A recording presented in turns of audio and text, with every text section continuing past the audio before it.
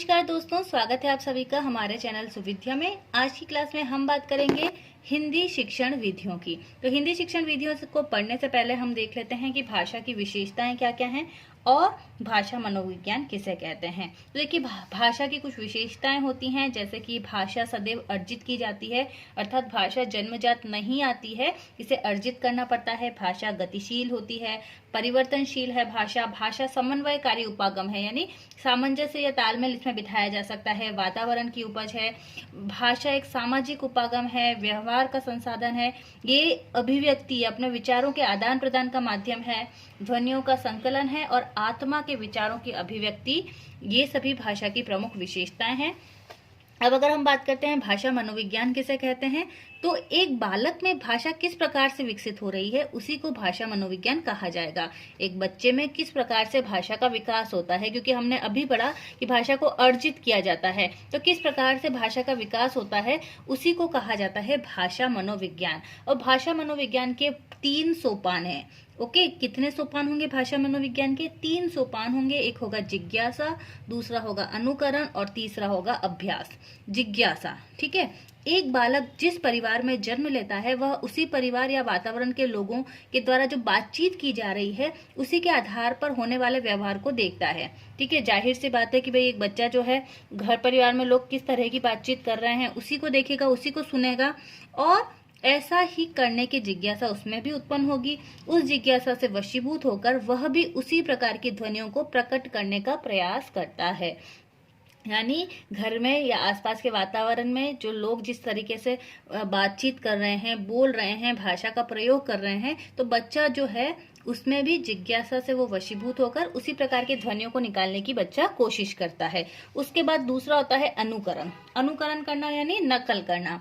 जब एक शिक्षक की भांति परिजन जो हैं, जो घर वाले हैं, वो जब किसी ध्वनि का सहज उच्चारण सिखाते हैं तो बालक जो है सीखने वाले की भांति उनका अनुकरण करते हैं और उसी प्रकार के उच्चारण का प्रयोग करने लगते हैं। तो अनुकरण में बच्चा जो है परिवार के सदस्यों के द्वारा जो भाषा सिखाई जा रही है, कुछ शब्द सिखाए जा रहे हैं, उनका धीरे धीरे अनुकरण करता है। और फिर तीसरा पॉइंट हो जाएगा अभ्यास। जब किसी बालक में शब्द का उच्चारण पैदा हो जाता है तो वह उसका बार बार अभ्यास करते हुए उन शब्दों को अपने दिमाग में स्थायी कर लेता है। जैसे बच्चे ABCD जो सीख रहे हैं या अ सीखते हैं, तो धीरे धीरे जो उन चीजों का अनुकरण करता है, बार बार जब वो अभ्यास करेगा तो वो जो शब्द हैं उसके दिमाग में स्थायी हो जाएंगे। तो भाषा की विशेषताएं देखें और भाषा मनोविज्ञान के 3 सोपान हैं, जिज्ञासा, अनुकरण और अभ्यास। अब हम देख लेते हैं भाषा के रूप कौन कौन से हैं। तो देखिए, भाषा के अनेक रूप हैं। मातृभाषा अर्थात माँ से ग्रहण की गई भाषा। जो हमारी हिंदी भाषा है वो मातृभाषा नहीं है, ध्यान रखें। हिंदी को राजभाषा घोषित किया गया है। कई बच्चे गलत लिखाते हैं, मातृभाषा समझते हैं। दूसरा है बोली। तो हमारा जो देश है उसमें ऐसा माना जाता है कि हर 3-4 किलोमीटर पर जो शब्द का जो तरीका है वो बदल जाता है। तो जो स्थानीय लोगों के द्वारा जिन शब्दों का उल्लेख किया जाता है, जिसमें शुद्धता या अशुद्धता या वाक्य विन्यास का ध्यान नहीं रखा जाता, उसे बोली कहा जाता है और लगभग 22 बोलियां बोली जाती हैं। तीसरा हो जाएगा राजभाषा। राजभाषा यानी ऐसी भाषा जो सरकारी कामकाज के लिए उपयोग में ली जाती है, उसे राजभाषा कहते हैं। हिंदी हमारी राजभाषा है। 14 सितंबर 1949 को हिंदी को राजभाषा घोषित किया गया था। एक होती है राष्ट्रभाषा, जिसको बोलने वाले लगभग 2/3 लोग हों, यानी लगभग 66% अगर किसी भाषा को लोग बोलते हैं और लगभग 75% लोग किसी भाषा को समझ सकते हैं, तो उसे उसकी देश की राष्ट्रभाषा घोषित किया जाता है। भारत में अभी तक कोई राष्ट्रभाषा घोषित नहीं की गई है। अगला देख लेते हैं भाषा बिंब क्या होता है। ठीक है, तो हमने अभी तक क्या बात की है, हमने भाषा मनोविज्ञान के सोपान देखे हैं 3, जिनमें से सबसे पहले हमने बात की जिज्ञासा की, अनुकरण की और अभ्यास की। उसके बाद हमने भाषा के रूप देखे, मातृभाषा, बोली, राजभाषा और राष्ट्रभाषा। अब हम देख रहे हैं भाषा बिंब। भाषा बिंब क्या होता है कि जब भी कोई व्यक्ति, वस्तु या वर्ण हमारी आंखों के सामने आ जाता है तो उसके जो चित्र हैं वो हमारे मस्तिष्क में बन जाते हैं और वो स्थायी हो जाते हैं। इसी से हमारी जो भाषा है वो आगे बढ़ती है। तो कोई भी चीज के बारे में सोचकर जो उसका प्रतिबिंब हमारे दिमाग में बनता है उसी को भाषा बिंब कहा गया है। ये 4 प्रकार का होता है। पहला हो जाएगा दृश्य बिंब। दृश्य बिंब मतलब जब भी कोई वस्तु, व्यक्ति, वर्ण हमारे आंखों के सामने होता है तो उसका जो चित्र है हमारे मस्तिष्क में बन जाता है। जैसे मेरे सामने हाथी आ गया तो अगर हाथी की हम कल्पना या उसका जो चित्र है वो हमारे दिमाग में फिट हो जाता है या बिंब बन जाता है, उसी को दृश्य बिंब कहेंगे। अगर किसी व्यक्ति की आवाज सुनने मात्र से उसका चित्र हमारे दिमाग में बन जाए, ठीक है, यहाँ पर उसकी आवाज भी, कोयल की आवाज हमारे दिमाग में आ जाए, उससे हमारे को कोयल की आवाज सुनने से कोयल का दिमाग जो चित्र है वो हमारे सामने आ जाए, तो वो श्रव्य बिंब हो जाएगा। दरवाजा खोला तो शायद वहां मामा है। तो आवाज से अगर हम किसी का चित्र हमारे मस्तिष्क में बना लेते हैं तो उसे श्रव्य बिंब कहा जाएगा। तीसरा हो जाएगा विचार बिंब। जब कोई दृश्य या श्रव्य बिंब हमारे मस्तिष्क में इस प्रकार से बने कि उसे उसकी उपयोगिता हमें महसूस होने लगे। यहाँ पर हमें उपयोगिता महसूस नहीं हो रही थी, किसी का दृश्य हमारे मस्तिष्क में बन रहा था या किसी की आवाज से दृश्य हमारे मन में बन रहा था। अब यहाँ पर उपयोगिता अगर महसूस हो जाती है, जैसा कि घोड़ा का चित्र आया लेकिन हमारे दिमाग में उसकी उपयोगिता भी आई कि घोड़ा जो है वो सवारी के काम आता है, तो ये हमारा विचार बिंब होगा। और चौथा होता है भाव बिंब। भाव बिंब मतलब जब किसी विचार बिंब को आत्मा के संपर्क से बना हुआ माना जाए, जुड़ा हुआ माना जाए, तो उससे हमारी भावनाएं भी जुड़ जाती हैं। जैसे गाय का अगर चित्र हमारे मस्तिष्क में आ रहा है और हमारे जो भावनाएं जुड़ रही हैं कि गाय हमारी माता है, माता होती है, तो ये क्या हो जाएगा, भाव बिंब। तो उपयोगिता दिमाग में आए तो विचार बिंब, हमारी भावनाएं जुड़ जाए तो वो भाव बिंब। सुनकर अगर कोई चित्रपटल अपने मस्तिष्क में बना लेते हैं तो वो श्रव्य बिंब। और चित्र हमारे मस्तिष्क में अगर किसी वस्तु, व्यक्ति या वर्ण का बन जाए तो उसे दृश्य बिंब कहेंगे। अब हम बात कर लेते हैं शिक्षण की विधियां। शिक्षण की विधियां मुख्य रूप से 15 विधियों की मैं बात करने जा रही हूं, जो कि है अनुकरण, ध्वन्यात्मक, श्रुति लेखन, व्याकरण अनुवाद, रसास्वादन, व्यतिरिकी, भाषा संसर्ग विधि, समवाय विधि, द्विभाषी विधि, आगमन और निगमन विधि, अभिक्रमित अनुदेशन विधि, सैनिक विधि, वाचन विधि, परिवेक्षित विधि और साहचर्य विधि। तो बहुत ही अब एग्जाम जो है हमारे पास आ गए हैं, तो शॉर्ट नोट्स हैं ये, एक तरीके से बहुत डिटेल बातें मैंने नहीं लिखी हैं। डिटेल में आप किताबों का उपयोग कर सकते हैं। शॉर्ट में चीजों को समझने के लिए इन नोट्स को आप देख सकते हैं। पहली हो जाएगी अनुकरण विधि। हिंदी शिक्षण की विधियां पहली हो जाएगी अनुकरण विधि। अनुकरण विधि का मतलब कि भाई किसी के कार्यों का अनुकरण करना, ठीक है, टीचर के द्वारा जो चीज समझाई जा रही है बच्चों का अभी उसी को अनुकरण करना या उसकी नकल करना। तो अनुकरण विधि जो है वो 3 प्रकार की होती है, या तो लेखन में अनुकरण करेगा बच्चा, या उच्चारण में, बोलने में, या रचना अनुकरण में। लेखन अनुकरण 2 प्रकार का होता है, रूपरेखा लेखन अनुकरण और स्वतंत्र अनुकरण। बात करते हैं हम अनुकरण की। जब एक बालक पहली बार भाषा सीखने की शुरुआत करता है तो वो शिक्षक के कार्यों का क्या करेगा, अनुकरण करेगा। तो ये पहली शिक्षण विधि, हम सबसे बेसिक शिक्षण विधि की बात कर रहे हैं कि जब पहली बार बच्चा जो है कोई भाषा सीखना चाहेगा तो वो शिक्षक के कार्यों का अनुकरण करता है। अब लेखन में किस प्रकार से अनुकरण करता है, तो देखिए, शिक्षक का अनुकरण करते हुए बालक लिखना भी सीखता है। ये 2 प्रकार का होता है। रूपरेखा मतलब बच्चे के सामने डॉट डॉट डॉट डॉट कर दिया और बच्चा जो है उन डॉट डॉट डॉट को ऊपर लाइन करने की कोशिश करेगा। जैसे कि ये डॉट डॉट है तो बच्चा इन्हीं के आधार पर सीखने की कोशिश करेगा और वर्णों को सीखेगा या शब्दों को सीखने की कोशिश करेगा। तो इसे कहा जाता है रूपरेखा लेखन अनुकरण। स्वतंत्र अनुकरण कि भाई टीचर ने बोर्ड पर या उसकी कॉपी में ऊपर लिख दिया क या ख, बच्चा उसको देखकर स्वतंत्र रूप से लिखने की कोशिश करेगा। तो ये लेखन अनुकरण के 2 प्रकार हो जाएंगे, एक रूपरेखा अनुकरण और दूसरा हो जाएगा स्वतंत्र अनुकरण। अब हम बात करते हैं उच्चारण अनुकरण की। तो उच्चारण अनुकरण में क्या होगा, शिक्षक पहले खुद उच्चारण करेगा और बालक उसके साथ साथ उच्चारण करते हैं। तो छोटी कक्षाओं के लिए बहुत ही प्रमुख शिक्षण विधि है। कई स्कूलों में इसे प्रमुखता भी कर दिया गया है कि अंतिम कालांश में क्या होता है, एक बालक बोलता है और बाकी सभी बच्चे उसको बोल बोल के अनुकरण करते हैं।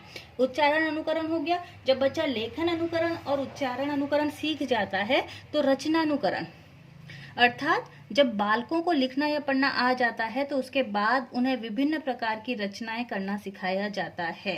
जैसे कि बच्चों को गाय का निबंध लिखवाकर उसी के आधार पर कहा जाता है कि अब तुम घोड़े पर निबंध लिखो। तो ये 3 चीजें हो जाएंगी अनुकरण में, लेखन, उच्चारण और रचनानुकरण। उसके अलावा 2 नंबर की विधि जो है वो है ध्वन्यात्मक विधि। ध्वन्यात्मक विधि, इसके जनक है माइकल सैमर। ध्यान रखें, माइकल सैमर ध्वन्यात्मक विधि के जनक हैं। इसमें क्या किया जाता है कि जो छोटे बालक हैं उनको समान ध्वनि के कुछ शब्द लिखकर दिए जाते हैं और उसी के आधार पर कुछ नए शब्दों की रचना करने को दिया जाता है। जैसे कि बच्चे को लिख दिया कल, चल, बल। अब बच्चे को बता दिया कि भाई लगभग इनमें क्या है, ध्वनियां जो है लगभग समान प्रकार की ध्वनियां आ रही हैं और इसी के आधार पर आप क्या करो कि कुछ अन्य नाम भी लिख कर लाओ। भाई बल, चल, बच्चा नल लिख सकता है, फल लिख सकता है। तो बच्चा जो है इसको और रुचिकर जो है समझता है, उसको मजे भी आते हैं इस प्रकार की विधि का प्रयोग करने में। लेकिन कई बार बच्चा जो है इसमें निरर्थक शब्दों को भी बना लाता है। तो ये इसकी एक कमी हम कह सकते हैं ध्वन्यात्मक विधि की, कि बच्चा जो है कई बार निरर्थक शब्दों का प्रयोग कर लेता है। तो बहुत सरल है कि समान ध्वनि वाले कुछ शब्द जैसे काम, दाम, नाम, इस प्रकार के शब्द बच्चों को दिए जाते हैं और उसके आधार पर नए शब्दों की रचना करवाई जाती है। तो वो हो जाएगा ध्वन्यात्मक विधि। अगली हो जाएगी श्रुति लेखन विधि। श्रुति लेखन में क्या होगा कि शिक्षक जो है वो स्वयं शब्दों का, कुछ कठिन शब्दों का या कुछ वाक्यों का उच्चारण करता है और बच्चा सुनने के आधार पर उसे शुद्ध रूप से लिखने का प्रयास करता है। जैसे कि इससे बच्चे की लिसनिंग अच्छी होती है, सुनने की क्षमता अच्छी होती है और लिखने की क्षमता के लिए ये बहुत ही अच्छा मेथड है। अगली विधि हो जाएगी व्याकरण अनुवाद विधि। व्याकरण अनुवाद विधि का दूसरा नाम होता है भंडारक विधि। व्याकरण अनुवाद विधि, अन्य भाषा अगर सिखानी है बच्चे को तो एक शिक्षक जो है इस विधि का प्रयोग करता है। व्याकरण अनुवाद विधि में क्या करता है कि सबसे पहले वो एक अन्य भाषा की विषय वस्तु को मातृभाषा में अनुवादित करता है। जैसे कि हम कई बार अंग्रेजी सिखा रहे होते हैं बच्चों को, तो हम हिंदी के माध्यम से अंग्रेजी सिखाने की कोशिश करते हैं, क्योंकि बच्चों की जो हिंदी है वो अगर उनको आती है, जब उनकी जो मदर टंग जो है उसके आधार पर एक अन्य भाषा को सिखाने की जो विधि है उसे व्याकरण अनुवाद कहते हैं और अनुवाद करते समय अन्य भाषा की व्याकरण का ध्यान रखा जाता है। इस विधि का प्रयोग श्री रामकृष्ण भंडारक के द्वारा किया गया था, इसलिए व्याकरण अनुवाद विधि को भंडारक विधि भी कहा जाता है। अगली हो जाएगी रसास्वादन विधि। रसास्वादन विधि का दूसरा नाम है उपसंहार विधि। मुख्य रूप से कविताएं या पद्य में शिक्षक के द्वारा इस प्रकार की विधि का उपयोग किया जाता है। शिक्षक सबसे पहले बच्चों को शब्दों का अर्थ सिखाता है, फिर भाव स्पष्ट करता है, फिर उस कविता को एक तरीके से गाकर सुनाता है ताकि बच्चों के मन में और ज्यादा रुचि उत्पन्न हो और इसके माध्यम से कविता की असली अनुभूति जो है वो बच्चों में होती है। तो रसास्वादन विधि, इसका अन्य नाम है उपसंहार विधि। व्याकरण अनुवाद विधि, जिसका अन्य नाम है भंडारक विधि। अगली विधि देखते हैं, छठी विधि है वैतरिकी विधि। वैतरिकी विधि यानी जब दो भाषाओं को एक साथ स्पष्ट करने का प्रयास किया जाता है। शिक्षक के द्वारा दो भाषाओं को एक साथ स्पष्ट करने का प्रयास किया जाए तो उसे वैतरिकी विधि कहा जाता है और इसमें वह दोनों भाषाओं को तुलनात्मक रूप से मिलाते हुए उनकी समानता और असमानता को बताता है। तो जैसे कि हम कहते हैं कि अंग्रेजी में नाउन है, हिंदी में उसे संज्ञा कहते हैं, प्रोनाउन को हिंदी में सर्वनाम कहते हैं। तो दो भाषाएं हैं, उनको एक साथ स्पष्ट करने का प्रयास किया जा रहा है, दोनों भाषाओं का तुलनात्मक अध्ययन किया जाता है, तो वो वैतरिकी विधि कहलाएगी। अगली विधि है भाषा संसर्ग विधि। भाषा संसर्ग विधि में बच्चों को बिना वर्णमाला के शब्द ज्ञान दिया जाता है, या फिर हम कह सकते हैं कि भाई बच्चों को बिना व्याकरण का ज्ञान दिए डायरेक्ट व्यवहारिक पक्ष पर अगर बल दिया जाए तो उसे भाषा संसर्ग विधि कहेंगे। यहाँ पर क्या किया जाता है, बड़े बड़े लेखकों की कृतियां बच्चों को दे दी जाती हैं, उनकी रचनाएं बच्चों को दे दी जाती हैं और बिना व्याकरण के ज्ञान के उन्हें पढ़ने के लिए कहा जाता है। तो बिना वर्णमाला के शब्द ज्ञान या फिर व्याकरण का ज्ञान बिना दिए व्यवहारिक ज्ञान पक्ष पर अगर बल दिया जा रहा है, जिससे बच्चा कम समय में ज्यादा चीज सीख जाता है, उसे भाषा संसर्ग विधि कहते हैं। क्योंकि कई विद्वानों का ये मानना है कि भाषा सीखने के लिए व्याकरण की कोई जरूरत नहीं होती। एक छोटा बच्चा जब भाषा सीखता है तो कोई व्याकरण का उपयोग नहीं करता है, तो उसी आधार पर भाषा संसर्ग विधि बनी है। अगली है समवाय विधि। समवाय विधि जिसे सहयोग विधि भी कहते हैं। सहयोग विधि में क्या कहा गया है कि गद्य पद्य का जब बच्चे का को शिक्षण कराया जाए तो साथ में ही उचित व्याकरण का प्रयोग कर दिया जाए। ओके, तो जैसे कि बच्चों को चैप्टर पढ़ा रहे हैं, चैप्टर पढ़ाते समय कुछ संज्ञा शब्द आए तो बच्चों को संज्ञा बता दिया, सर्वनाम शब्द आए तो सर्वनाम समझा दिया, विशेषण के शब्द आए तो विशेषण समझा दिए। यानी अलग से व्याकरण की क्लास न लगाकर गद्य पद्य का शिक्षण में ही बच्चों को व्याकरण अगर पढ़ा दिया तो उसे समवाय विधि या सहयोग विधि कहा जाएगा। और इसका जो हम कह सकते हैं इसके जो फेवर में थे वो Froebel, Gandhi ji, Thorndike, Skinner, वो सभी समवाय विधि के फेवर में थे। इसके बाद है द्विभाषी विधि। द्विभाषी विधि एक नवाचारी विधि, एक नई विधि है। इसमें दो भाषाओं को सम्मिलित करके वाक्य बनाया जाता है। द्विभाषी विधि जैसे कि हम बात करते हैं लो आम, तो हम क्या करेंगे, एक बार एक शब्द को दूसरी भाषा में बोलेंगे, दूसरी बार दूसरे शब्द को। लो आम को लो मैंगो, या फिर टेक आम, या फिर टेक मैंगो। ठीक है, तो ये तो पूरा हिंदी हो गया, ये पूरा इंग्लिश हो गया। यहाँ पे हमने क्या किया, दो भाषाओं को आपस में सम्मिलित किया और वाक्य बनाने की कोशिश की। उसके बाद हो जाएगी आगमन निगमन विधि। आगमन में क्या होता है, पहले उदाहरण दिए जाते हैं, उसके बाद नियम समझाया जाता है। निगमन में क्या होता है, पहले नियम समझाए जाते हैं, फिर उदाहरण दिए जाते हैं। निगमन विधि एक अमनोवैज्ञानिक विधि है, ध्यान रखें। और इसके माध्यम से कौन कौन से उपागम जो है वो होते हैं, ज्ञात से अज्ञात, विशिष्ट से सामान्य, विश्लेषण से संश्लेषण, स्थूल से सूक्ष्म। आगमन विधि के द्वारा, निगमन विधि के द्वारा अज्ञात से ज्ञात, सामान्य से विशिष्ट, संश्लेषण से विश्लेषण और सूक्ष्म से स्थूल। तो ये सभी उपागम जो है हम प्राप्त कर सकते हैं आगमन और निगमन विधि के माध्यम से। उसके बाद है अभिक्रमित अनुदेशन विधि। अभिक्रमित अनुदेशन का मतलब क्या होता है कि विषय वस्तु को क्या किया जाता है, छोटे छोटे अंशों में विभाजित कर दिया जाता है और उसके बाद बच्चों के समक्ष उसे प्रस्तुत किया जाता है। तो कई बच्चे जो हैं एक साथ किसी चैप्टर को नहीं पढ़ पा रहे हैं या उनको कठिनाई हो रही है, तो वहां पर हम क्या करते हैं, छोटे छोटे खंडों में, छोटे छोटे अंशों में विषय वस्तु को विभाजित कर देते हैं। सबसे पहले अभिक्रमित अनुदेशन के बारे में सुकरात के द्वारा ईसा पूर्व 5 में कहा गया था। थांडाइक ने 20वीं सदी में इसके बारे में कहा, लेकिन वर्तमान में अभिक्रमित अनुदेशन की जो क्रिया है, वो अनुदेशन जो है वो क्रिया प्रस्तुत सिद्धांत पर आधारित है, जो कि किसके द्वारा दिया गया, स्किनर के द्वारा दिया गया है। तो इसके भी कुछ अलग अलग प्रकार हैं, जैसे कि रेखीय अभिक्रमित अनुदेशन किसके द्वारा दिया गया, स्किनर और उनके दोस्त हॉलैंड के द्वारा दिया गया है। शाखीय क्राउडर के द्वारा दिया गया है। गणितीय अभिक्रमित अनुदेशन गिलबर्ट के द्वारा दिया गया है। कंप्यूटरीकृत अभिक्रमित अनुदेशन लॉरेंस के द्वारा दिया गया है। तो बहुत इंपॉर्टेंट है, एमसीक्यू में इस प्रकार के प्रश्न पूछे जा सकते हैं। 12वां है सैनिक विधि। सैनिक विधि को श्रवण भाष्य विधि भी कहा जाता है। श्रवण भाष्य विधि, ध्यान रखें, स्मरण विधि भी कहा जाता है सैनिक विधि को। तो जब द्वितीय विश्व युद्ध हुआ था तो उस समय क्या हुआ था कि अमेरिका में सैनिकों की कमी हो गई थी और इस वजह से अमेरिका की सरकार ने बहुत सारे लोगों को ऐसे ही सेना में ले लिया था जो कि अनपढ़ थे। और जब एक बार ले लिया तो बाद में जो उच्च अधिकारी थे, उन्होंने उन सैनिकों को प्रशिक्षण देना शुरू किया, जो कि सिर्फ मौखिक रूप से होता था। उनको किसी लिखित तरह की पढ़ाई नहीं कराई गई, सिर्फ मौखिक रूप से उन्होंने सिर्फ सुना है, भाषण को सुन सुन के जो लोग थे उन्होंने शिक्षा को ग्रहण किया। एक प्रशिक्षण कार्यक्रम जिसे ASTP, army specialised training programme, इसको किया, जिसे 15 से 20 सैनिकों के ग्रुप बनाए जाते थे और मौखिक रूप से भाषा को पढ़ाया जाता था। इसके बाद है वाचन विधि। अर्थ ग्रहण करते हुए पढ़ना वाचन विधि कहलाता है। ये दो प्रकार का होता है, सस्वर वाचन यानी बोल बोल कर पढ़ना, दूसरा हो जाएगा मौन वाचन। ठीक है, मौन वाचन तो जो है वो कक्षा 6 से बच्चे जो है मौन वाचन करना जनरली शुरू कर देते हैं, लेकिन अगर प्रतिभाशाली बच्चा है तो कक्षा 3 से ही मौन वाचन करना शुरू कर सकता है। इसके अलावा है पर्यवेक्षित विधि। पर्यवेक्षित विधि जिसके जनक है जॉन कैजी मार्वल।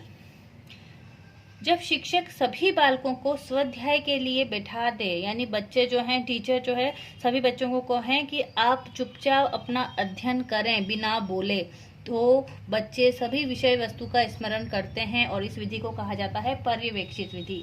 इसके अलावा है साहचर्य विधि। इसके बारे में सबसे पहले हेनरी कॉल्डवेल कुक ने कहा था और उन्होंने ऐसा कहा था कि भाई खेल एक ऐसा माध्यम होता है जो कि बच्चा पूरे मन से करता है। तो साहचर्य विधि जो कि खेल विधि ही हम कह सकते हैं, इसमें 2-3 विधियां कही गई हैं, जैसे कि किंडरगार्टन विधि जो कि फ्रॉबेल के द्वारा दी गई। उनके द्वारा ये कहा गया है कि बालक जितना स्वतंत्र होकर खेलेगा उतना ही शीघ्रता से सीखेगा। दूसरी हो जाएगी साहचर्य विधि या मॉन्टेसरी विधि, जिसे मारिया मॉन्टेसरी ने दिया जो कि इटली की थी। उन्होंने क्या कहा कि छोटे छोटे खिलौने या लकड़ी के गत्तों का प्रयोग करके बालकों को खेल खेल में सिखाया जा सकता है। डाल्टन विधि हेलेन पार्कहर्स्ट के द्वारा दी गई। सबसे पहले इसकी शुरुआत अमेरिका के डाल्टन शहर में हुई, इसीलिए इसका नाम डाल्टन रखा गया। एक नवीन विद्यालय प्रणाली है। यहाँ पर क्या होता है कि कोई समय सारणी या किसी प्रकार का नियंत्रण नहीं होता। इस प्रकार से जो चलने वाले विद्यालय हैं वो डाल्टन विधि के अंतर्गत चलते हैं। एक विधि होती है प्रत्यक्ष विधि। प्रत्यक्ष विधि जैसे कि हमने डायरेक्ट मेथड हम कर रहे हैं, है, हमने अनुवाद विधि पढ़ी थी, जहाँ पर कि मातृभाषा में अनुवाद कर करके अन्य भाषा में पढ़ाया जाता है। लेकिन प्रत्यक्ष विधि में क्या किया जाता है, 1901 में फ्रांस के द्वारा ये विधि विकसित की गई थी।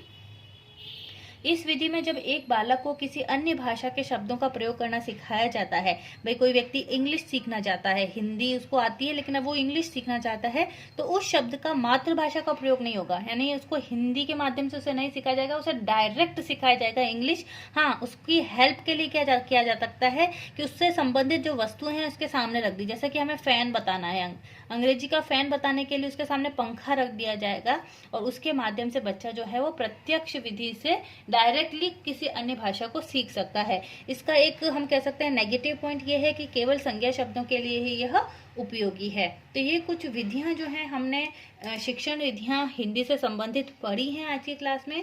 आशा करती हूँ आपको ये पसंद आया होगा। बहुत बहुत धन्यवाद।